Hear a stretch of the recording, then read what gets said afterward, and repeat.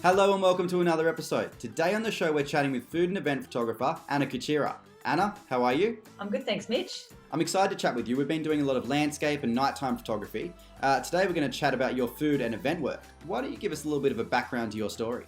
So I've been involved in the photographic industry for over 20 years. I started out studying photography, and through that I went out shooting everything I possibly could all over New South Wales. And then I started working at Fairfax Media. And after Fairfax, I started working at Time Out Sydney. So that was when I really hit the food and drink scene right across Sydney and New South Wales. Whenever a new restaurant or food and drink venue would open, we'd be there straight away. So you've seen a bunch of different restaurants, bars, worked with a variety of chefs? All the best. As soon as the best ones open, we're there. The thing about food photography, it's not only about capturing these beautiful images, but it's also about meeting these wonderful creative personalities who create the dishes. Yeah, talking about getting to meet a lot of different personalities. Why don't we talk about this first photo behind you? Where's this from? This photograph is taken at Quay, which is at Circular Quay in Sydney.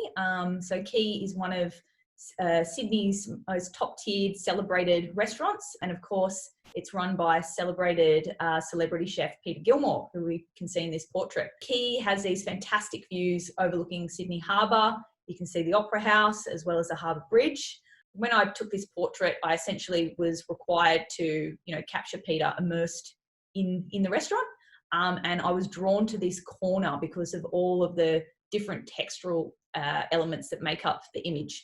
So to me, it kind of feels like it had a sense of the water or the kind of coral or all those things that relate back to Sydney, our beautiful Sydney Harbour.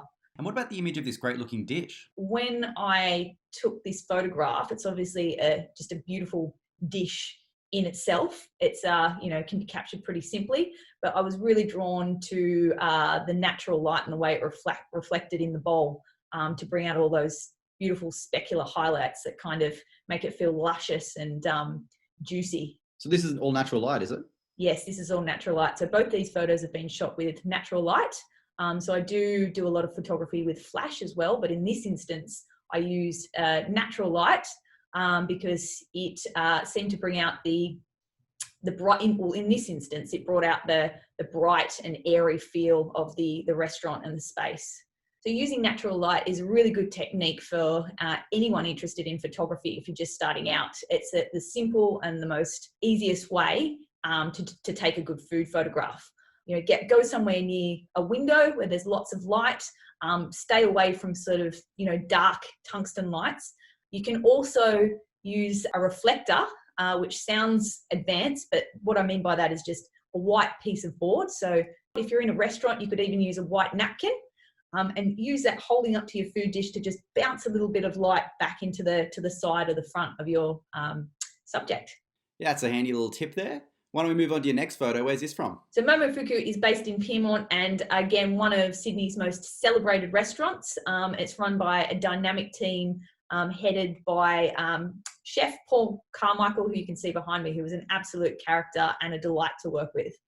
So this incredible dish you can see here is the military snails. How did you approach shooting this dish? Momofuku is actually a really dark venue, which is a great moody venue if you're on a date or you're having a romantic night out.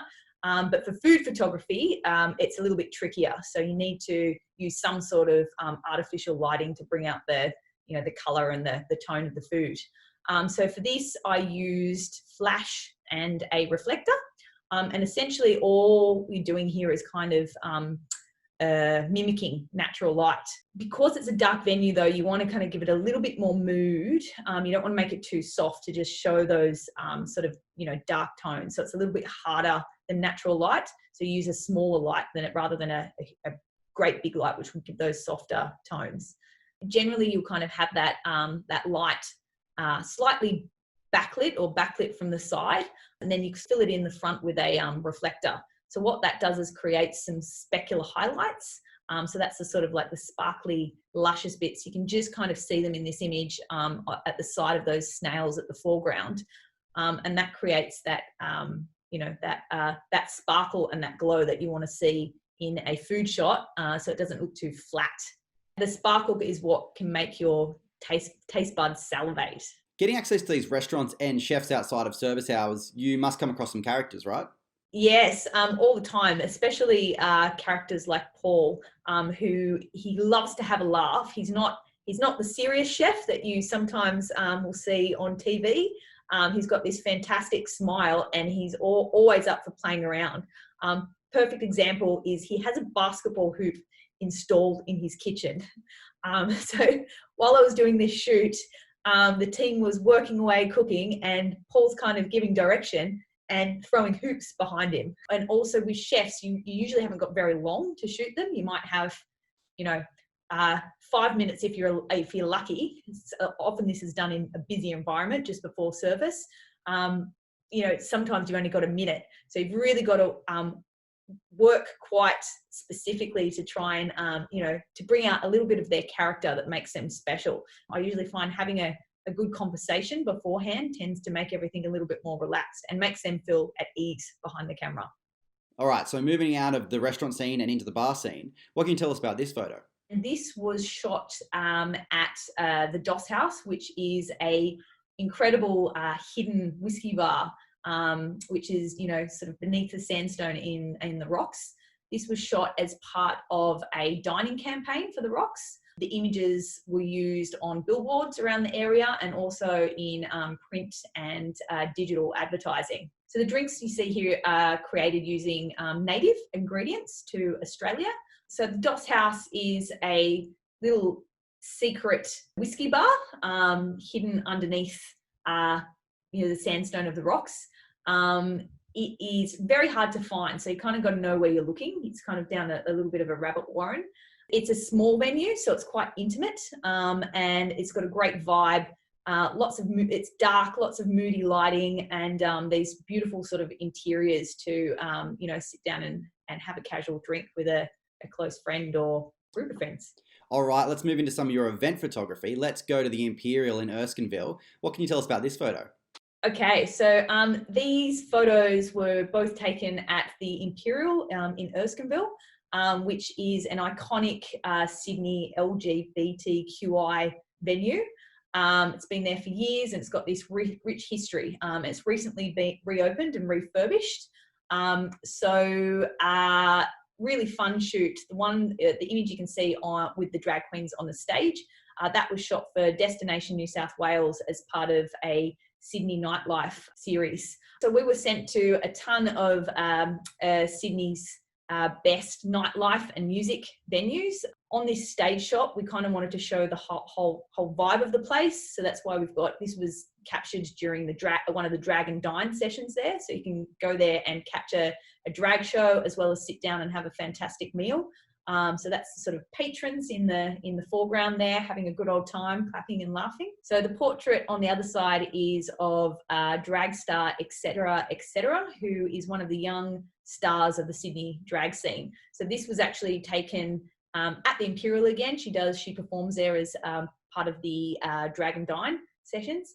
And this was shot for a Time Out Sydney story on how Sydney's drag scene defined Mardi Gras. So it's great to see venues like the Imperial, which is right in the heart of Newtown, be refurbished and refreshed and become, accessible to everyone. What would be your top places for people to go and visit in terms of nightlife?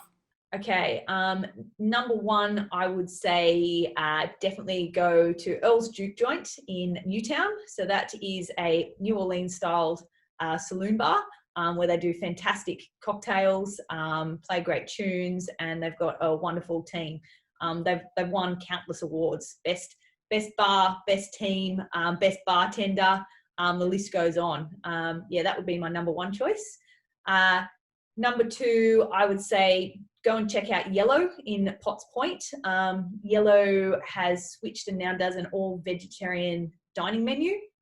And it's high-end vegetarian dining, but at reasonable prices. So they're positioned in the Yellow House, which is in Sydney's Potts Point, which used to be an artist residence and gallery. So it has quite an interesting history there. And number three on my list would be Saki.